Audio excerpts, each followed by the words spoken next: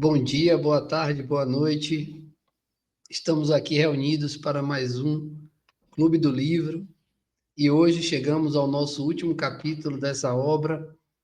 Aqui com vocês mais uma vez, Cruyff Freitas, representando o CAC Estudos Espíritas, convidando você a seguir o CAC no Instagram, @CAC Estudos Espíritas, e a fazer a sua inscrição lá no YouTube, aqui no YouTube, e ativar as notificações, contribuindo para a divulgação da doutrina. E hoje é o último capítulo do livro Ação e Reação. Vamos de Clube do Livro, o nosso bom e costumeiro, bora estudar? Está aí o nosso slide padrão de CAC, Kardec, Amor e Caridade. E vamos então de leitura. Capítulo 20, Comovente Surpresa. Obra ditada por André Luiz, psicografada por Francisco Cândido Xavier. Durante 3 anos, estivemos quase que diariamente na Mansão Paz, estudando lições preciosas e aprendendo a servir. Isso, Hilário e André Luiz. Ali, ao pé de Druso, diretor da Mansão Paz, na comunhão fraternal de Silas, o assistente de Druso, que se tornou amigo e orientador de André Luiz e Hilário, e junto de outros amigos prestimosos, recolhemos experiências e apontamentos sublimes. Em verdade, o sofrimento, naquele pouso castigado de extrema luta, era a nota constante em todas as direções.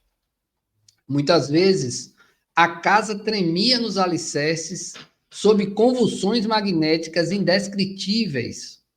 Noutras ocasiões, sob o ataque de legiões ferozes, assemelhava-se à fortaleza em regime de sítio inquietante que só a misericórdia divina poderia salvar.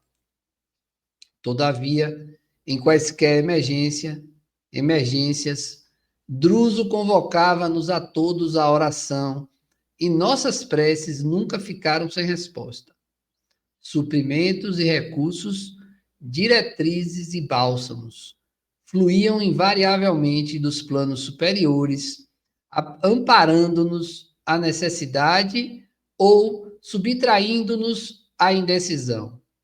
O orientador da casa, Druso, constituía para nós o mais elevado padrão de intangibilidade moral, não obstante a humildade com que pautava todas as atitudes. Nunca lhe surpreendemos o mínimo gesto em desacordo com o nobre e extenso mandato de que dispunha. Sabia ser firme sem rispidez, justo sem parcialidade, bondoso sem fraqueza. Valorizava não apenas o conselho dos grandes espíritos que nos visitavam o cenáculo, mas também os votos humildes dos míseros sofredores que nos batiam à porta. Mantinha amorosa reverência diante dos supervisores da mansão, a cujos avisos atendia presto, tanto quanto mostrava o melhor caminho no desvelo incessante em favor dos infelizes que nos rogavam concurso e entendimento. Desdobrava-se. Não se devia ao venerável mister do administrador central, a quem devíamos homenagem constante. Era o conselheiro devotado de todos os assessores, o médico dos internados, o mentor das expedições e o enfermeiro tolerante e simples, sempre que as circunstâncias o exigissem. Contudo, onde lhe notávamos a mais impressionante assiduidade, era justamente à cabeceira dos desditosos irmãos, recolhidos nos tenebrosos desfiladeiros em que se situava a instituição. Noite a noite, sempre que desejássemos, podíamos acompanhar-lhe os serviços magnéticos junto de Silas, identificando criaturas infortunadas que, a se desvairarem nas sombras, haviam perdido a noção de si mesmas. Dementadas pela viciação ou transtornadas pelo próprio desespero. Era sempre doloroso encarar os companheiros disformes e irreconhecíveis que a flagelação mental ensandecera. Por mais de uma vez, Hilário e eu desfizéramos-nos em pranto à frente daquelas torvas fisionomias que o extremo desequilíbrio imobilizava em terrível prostração ou amotinava em crises de loucura. Druso, porém, inclinava-se sobre todos os infelizes, sempre com a mesma ternura. Depois da oração costumeira, articulava operações magnéticas assistenciais e, logo após, com a devida segurança, interrogava os recém-recolhidos, enquanto fixávamos anotações diversas atinentes à colaboração que nos cabia desenvolver. 2, 3, 4 horas despendia ele pessoalmente, cada noite, no trabalho socorrista que considerava sagrado, sem que nenhum dos companheiros encontrasse a menor oportunidade de substituí-lo. À exceção dele, todos nós revezávamos na cooperação solicitada ou espontânea, no serviço de amparo e consulta aos irmãos que o mergulho indiscriminado nas sombras havia enlouquecido. Foi assim que, certa noite para nós inesquecível, pobre mulher cadaverizada foi trazida pelos enfermeiros à sala de nossas atividades habituais para o socorro necessário. O corpo serviciado, que imundos trapos mal cobriam, as mãos cujos dedos terminavam em forma de garras e o semblante completamente alterado por terrível hipertrofia, falavam sem palavras dos longos tormentos de que fora vítima. Embora preliminarmente atendida pela enfermagem da mansão, a infortunada criatura exalava nauseante bafio. Druso, no entanto, qual acontecia noutros casos, afagava-lhe a fronte com paternal carinho. Fim da prece com que assinalava o início da tarefa assistencial, começou a aplicação de passes, acordando-lhe as energias. Em seguida, notando que fundos gemidos se lhe exteriorizavam do peito, o abnegado amigo concentrou seus potenciais de força magnética no cérebro da infeliz, que começou a mover-se subitamente reanimada. Via-se claramente que Druso interferia no córtex encefálico, incentivando-a ao necessário despertamento. Foi então que a boca hirta, arrastada hipnoticamente à movimentação, descerrou-se de leve e gritou: Druso, Druso, compadece-te de mim. Surpreendidos, vimos o chefe da mansão cambalear, quase desfalecente, qual se fora atingido por invisíveis raios de angústia e morte. Mas a estupefação não atingira tão somente. Silas, fazendo-se lívido, avançou para ele, enlaçando-lhe o busto, como se lhe temesse a queda inevitável. Algo de estranho ocorria, cujo sentido, de pronto, não conseguíamos perceber. Buscando dominar-se, o venerável diretor ergueu os olhos lúcidos para o alto, em pranto mudo, invocando a inspiração divina, na linguagem da prece silenciosa, em que a alma se comunica particularmente com Deus, e após momentos rápidos perguntou à infeliz: Irmã, que tens a dizer-nos?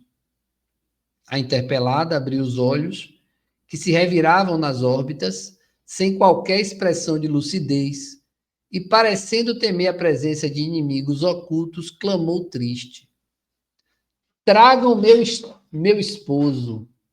Druso me perdoará. Estou cansada, vencida. Por amor de Deus, libertem-me. Quero ar puro. Não terei pago suficientemente o meu crime? Não creio que Deus nos criasse para o inferno sem fim. Se errei, conscientemente, adquirindo grande culpa, não desconheço que as minhas penas reparadoras têm sido igualmente enormes. Conduza-me à presença de meu esposo, para que me ajoelhe. Druso retirar-me-á do local dos réprobos. Compreenderá que não sou assim tão cruel como querem que eu seja. Meu marido era sumamente bondoso, tratava-me como um pai. Há quantos anos padeço, ó Senhor? Tu que curaste os leprosos e os endemoninhados, estende-me os braços de amor, retira-me do inferno a que fui arrastada. Ajuda-me, ó Cristo, deixa que eu recolha do esposo que humilhei o perdão de que necessito, para que a minha consciência possa orar com fervor. O remorso é fogo que me consome. Piedade, piedade, piedade. Já entenderam que era esposa de Druso, né? Ante o intervalo que se fizera espontâneo, vimos que o grande condutor jazia entre a lágrimas copiosas. Pela primeira vez, aos nossos olhos, Silas interferiu no socorro magnético.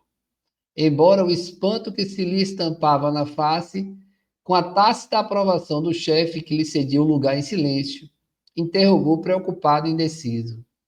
Como te chamas? Aida, foi a resposta que nos despertou mais acurada atenção. O assistente, contudo, no evidente propósito de obter mais informes, tão seguros quanto possíveis, continuou indagando trêmula. Aida, se és a esposa de Druso, como nos fazes crer? Não te recordas de mais alguém? De mais alguém que te partilhasse no mundo a vida no lar? Oh, sim, retrucou a interlocutora com indivisível carinho. Lembro-me, lembro-me. Meu esposo trazia um filho das primeiras núpcias, um jovem médico de nome Silas. E dando-nos a conhecer a extrema fixação mental a que se ajustava, exclamou sussurrante: Onde está Silas, que também não me ouve? A princípio, contrariava-se com a minha presença. Entretanto, com o tempo, tornou-se-me um filho do coração, com descendente amigo. Silas, sim, sim. Quem me fez recordar o passado?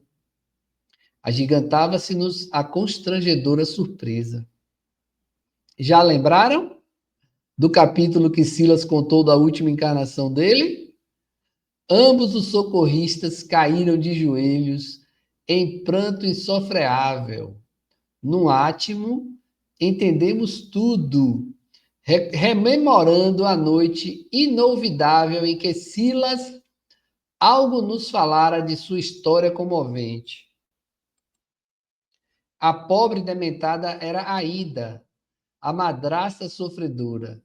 Somente agora percebíamos que o instrutor e o assistente haviam sido, entre os homens, pai e filho. Então, Druso havia sido pai de Silas naquela encarnação em que ele comprometeu a Aida. Daí, a discreta intimidade com que se associavam automaticamente em todos os serviços. Então, depois de 3 anos que André Luiz e Hilário descobriram que Druso e Silas já haviam sido, numa encarnação, pai e filho. De certo, pensei, aqui André Luiz falando, haviam abraçado a aflitiva missão naquele perseguido instituto de caridade, não apenas atendendo aos desencarnados infelizes, mas também com elevados objetivos do coração.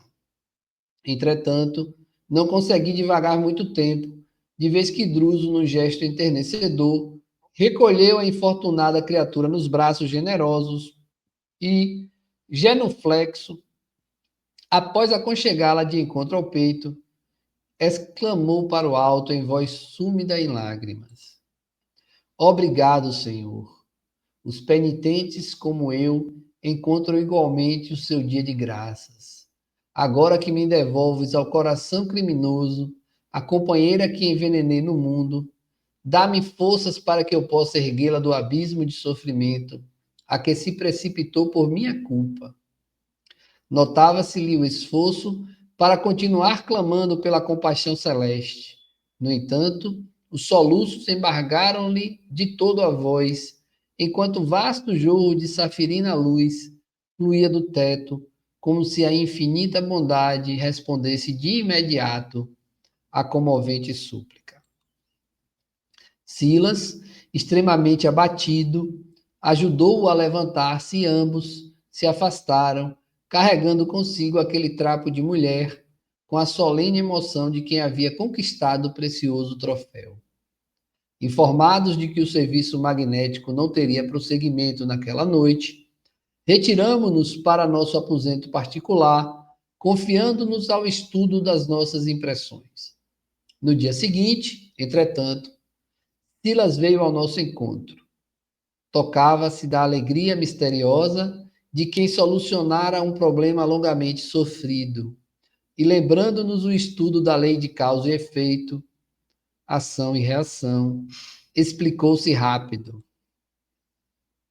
Druso e ele tinham sido pai e filho na existência última, e tendo ambos recebido a necessária permissão para trabalhar em busca de Aida, cuja perda haviam provocado, devotavam-se ao serviço da nação, sob o beneplácito de amigos do plano superior. Ao preço de tremendas lutas, na própria recuperação, chegaram a conquistar amizades sólidas e experiências notáveis.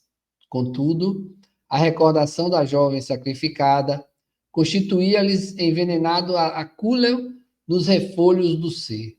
Assim era que, para mais ampla elevação da luz infinita, necessitava um ressarcio infamante débito, e acentuava esperançoso com a ignota aventura a luzir-lhe no olhar. Dentro de 3 dias, meu pai, Druso, deixará o encargo de orientador da instituição, alçando-se por fim à companhia de minha mãe, para regressarem brevemente à reencarnação que os espera. Sob a guarda de alguns amigos nossos. Meu pai partirá primeiramente, pouco depois minha abnegada genitora o seguirá para a internação na carne e mais tarde, quando se consociarem na esfera dos homens, recolher-me-ão nos braços na condição de primogênito, para que nós 3 venhamos a receber a Aida, sofredora em nossos corações. Conceder-nos-á Jesus a felicidade de resgatar a imensa dívida com a assistência amorosa de minha mãe, que renunciou à alegria da ascensão imediata em nosso benefício.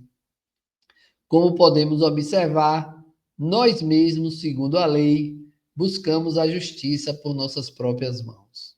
Que lindo! O assistente mostrava na face o deslumbramento de uma criança feliz.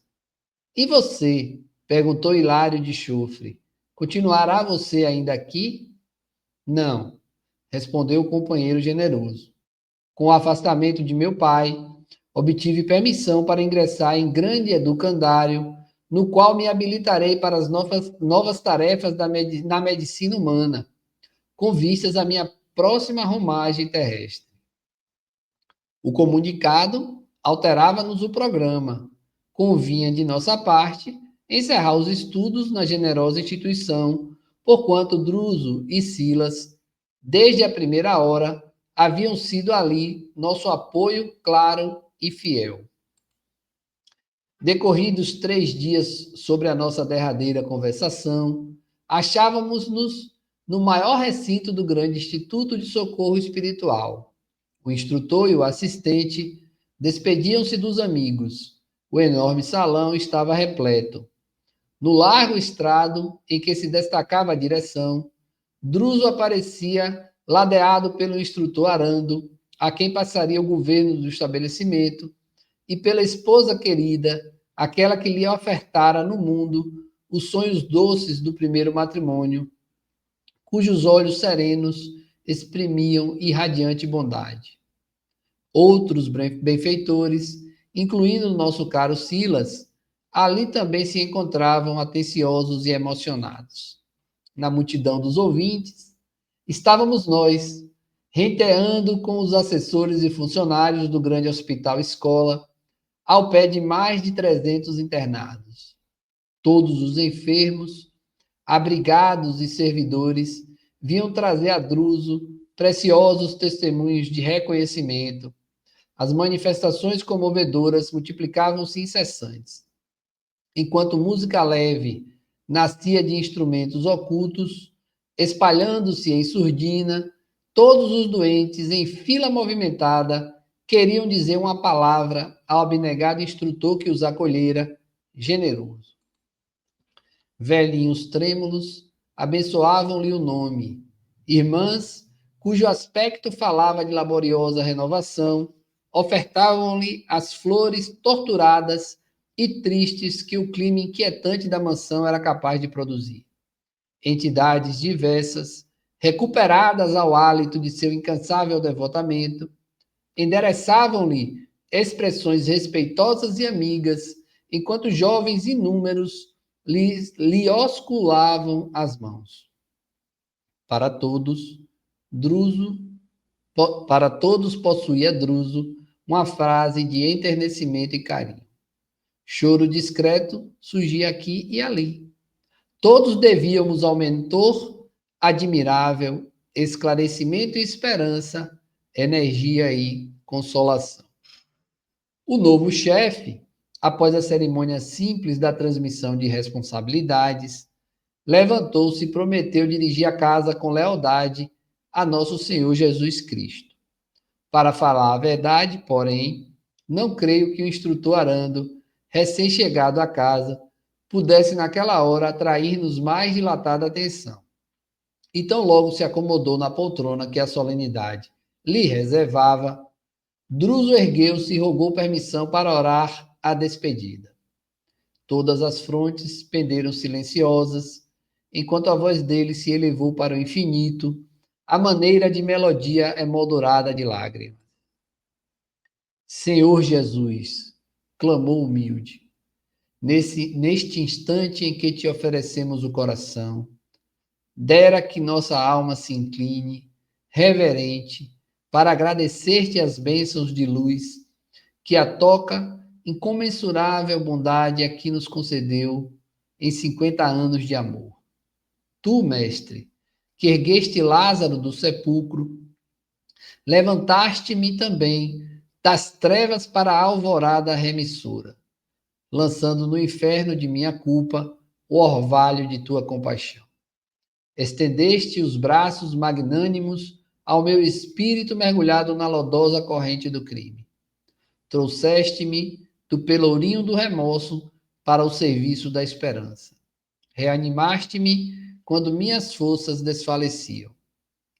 Nos dias agoniados, foste o alimento de minhas ânsias. Nas sendas mais escabrosas, eras em tudo o meu companheiro fiel. Ensinaste-me sem ruído que somente através da recuperação do respeito a mim mesmo, no pagamento de meus débitos, é que poderei empreender a reconquista de minha paz.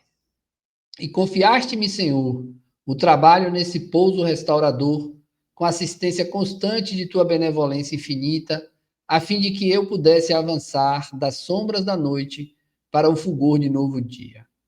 Agradeço-te, pois, os instrutores que me deste, a cuja devoção afetuosa tão pesado tenho sido, os companheiros generosos que tantas vezes me suportaram as exigências e os irmãos enfermos que tantos ensinamentos preciosos me trouxeram ao coração. E agora, Senhor, que a esfera dos homens me descerrará de novo as portas, acompanha-me, por acréscimo de misericórdia, com a graça de tua bênção. Não permitas que o reconforto do mundo me faça esquecer-te e constrange-me ao convívio da humildade para que o orgulho me não sufoque. Dá-me a luta edificante por mestra do meu resgate, e não retires o teu olhar de sobre os meus passos, ainda que, para isso, deva ser o sofrimento constante a marca de meus dias. E, se possível, deixa que os irmãos desta casa me amparem com os seus pensamentos em orações de auxílio, para que no pedregoso caminho da regeneração de que careço, não me canse de louvar-te e o excelso amor para sempre. Calou-se Druso em pranto. No recinto, choviam pequenos flocos luminescentes, à maneira de estrelas minúsculas que se desfaziam de leve em nos tocando a fronte. Lá fora, gritava a tempestade em convulsões terríveis. Cá dentro, todavia, reinava em nós a certeza de que, além da faixa das trevas, o céu iluminado, ilimitado, resplendia eternamente em luz. Reunimos-nos a Silas e juntos abeiramos-nos do abnegado instrutor para as últimas saudações, porque também nós, Hilário e eu, deveríamos partir, já que a nossa tarefa estava encerrada. Druso enlaçou-nos paternalmente, e talvez porque nos demorássemos no abraço carinhoso, tentando definir-lhe o nosso imenso afeto, pousou em nós o olhar, falando comovido. Deus nos abençoe, meus filhos. Um dia reencontrar-nos-emos de novo. Com a voz embargada de emoção, beijamo-lhes a destra em profundo silêncio, porque somente as lágrimas poderiam algo dizer de nossa gratidão e de nosso enternecimento no adeus inesquecível. Fim. Obrigado por acompanhar conosco a leitura. Até o próximo Clube do Livro. Que Deus ilumine sua vida, ilumine sua família, ilumine todos os momentos da sua encarnação. E até mesmo quando você já estiver no plano espiritual. Que possamos colher deste livro os ensinamentos poderosos sobre a lei de causa e efeito, sobre a lei de ação e reação. E o CAC deseja a vocês motivação para continuar no estudo e que possamos progredir sempre em direção ao Mestre amado e ao Deus maravilhoso que nos ampara e protege. Beijos magnéticos e até a próxima. Fiquem bem e em paz.